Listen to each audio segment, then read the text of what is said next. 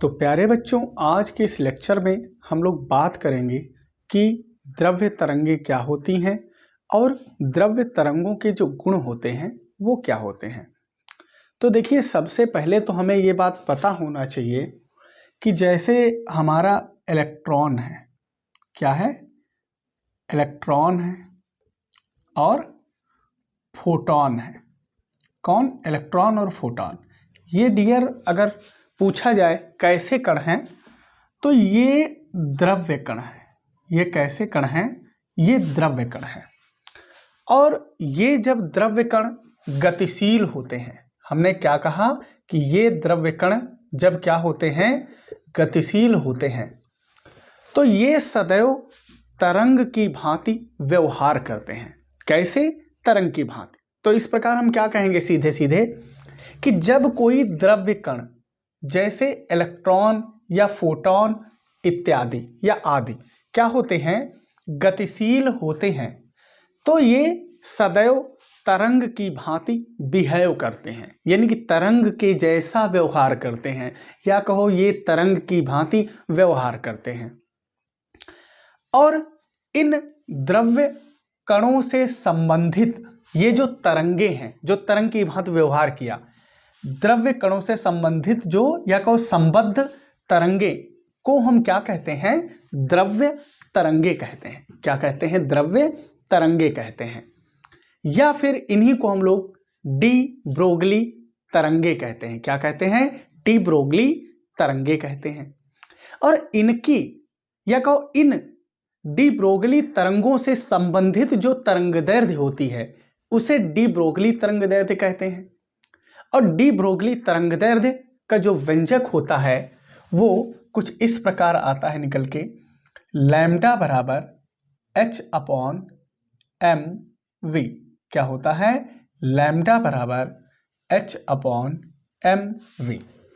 यहां अगर हम पूछें कि h क्या है, तो आपका जवाब होगा h प्लैंक नियतांक है, और m क्या है? कण का द्रव्यमान, और जबकि v क्या है डियर? वेग है। क्या है? v है, वेग है। अब यहां से हम देखेंगे कि लैम्डा के जो h है वो क्या है?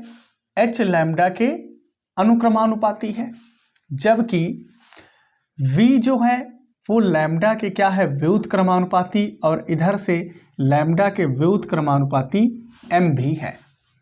इसका मतलब क्या होगा कि अगर m का मान कम होगा, m का मान कम होगा, तो जो तरंग दैर्ध्य है उसका मान ज्यादा होगा, यानी कि अधिक होगा।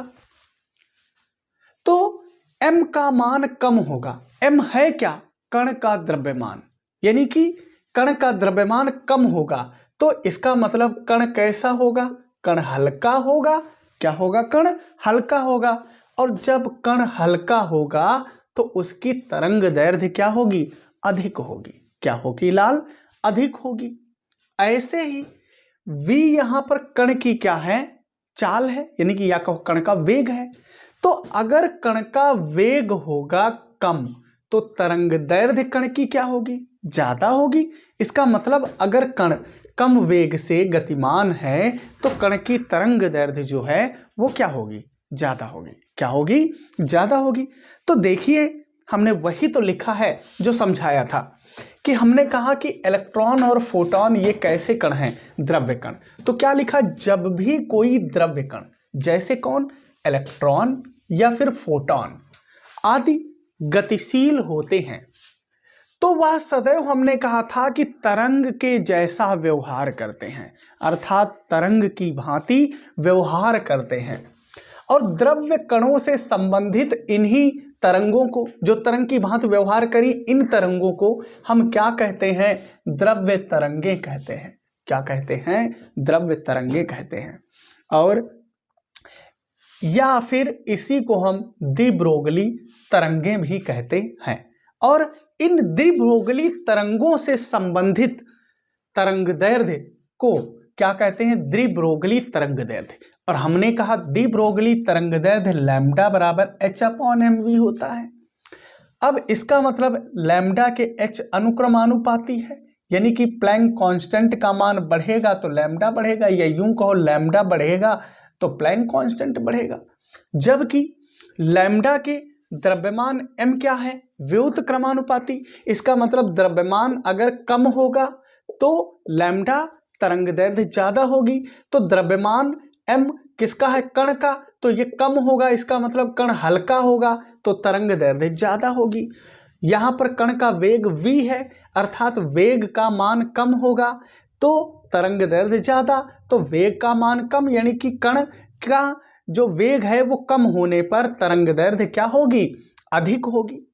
तो देखिए इसके आगे क्या हमने लिखा है कि लैम्डा व्युत्क्रमानुपाती m, इसका मतलब m कण कैसा है, हल्का, इसके लिए तरंगदैर्घ्य क्या होगी, अधिक होगी। इसका मतलब हल्के कण से बद्ध द्विब्रोगली तरंगदैर्घ्य सदैव बड़ी होती है, ज्यादा होती है, अर्थात दीर्घ होती है। जबकि यहां पर लैम्डा व्युत्क्रमानुपाती v है, इसका मतलब कि कम वेग से गतिमान, कम वेग से, अगर कण का वेग कम है तो वहां पर जो द्विब्रोगली तरंगदैर्घ्य होगी वो दीर्घतम होगी, दीर्घ होगी, बड़ी होगी, अधिक होगी, ज्यादा होगी, जो मन करे आप यहां पर ठोक सकते हैं। इसके बाद में अगर हम देखें तो व्यंजक डियर निकल के आया है लैम्डा बराबर h/mv। क्या निकल के आया है, h/mv। तो क्या यहां पर कहीं पर आवेश नजर आ रहा है, नहीं आ रहा है। तो जब आवेश नजर नहीं आ रहा, इसका मतलब है कि ये तरंगे आवेश पर डिपेंड नहीं करती। तो क्या लिखा है कि द्रव्य तरंगे कण के आवेश पर निर्भर नहीं करती। क्यों नहीं करती, क्योंकि द्विब्रोगली तरंगदैर्घ्य का व्यंजक लैम्डा बराबर h/mv में कहीं आवेश की बात नहीं की गई। तो जब आवेश पर निर्भर नहीं करेंगी तो ये आवेशित हो चाहे अनावेशित, यानी कि दोनों प्रकार के गतिमान कणों से क्या होंगी, बद्ध होंगी, दोनों प्रकार के गतिमान कणों के लिए काम करेंगी।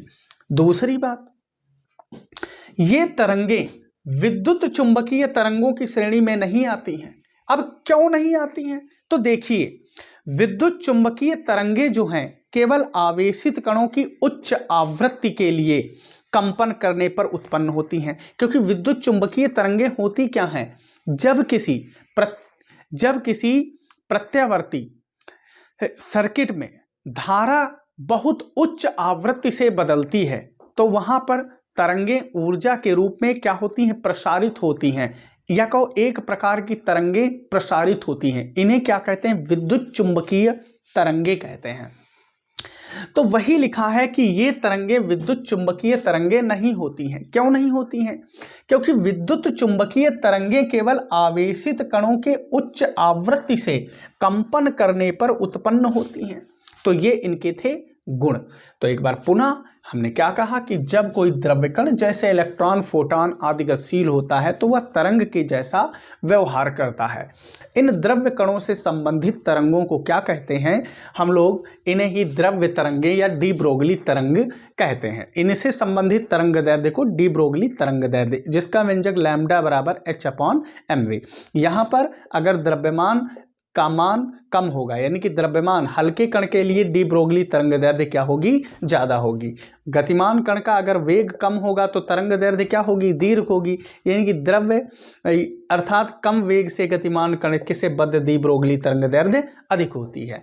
द्रव्य तरंगे कण के आवेश पर निर्भर नहीं करती, तो आवेश पर निर्भर नहीं करती, इसका मतलब आवेशित तथा अनावेशित दोनों प्रकार के गतिमान कणों से बद्ध होती हैं। ये विद्युत चुंबकीय तरंगे नहीं है। अब क्यों नहीं है, क्योंकि विद्युत चुंबकीय तरंगे केवल आवेशित कणों की उच्च आवृत्ति से क्या करती हैं, कंपन करने पर उत्पन्न होती है। तो ये बच्चा थी हमारी द्रव्य तरंगे और द्रव्य तरंगों के गुण। तो बच्चों आज के इस लेक्चर में बस इतना ही, मिलते हैं अगले लेक्चर में। धन्यवाद।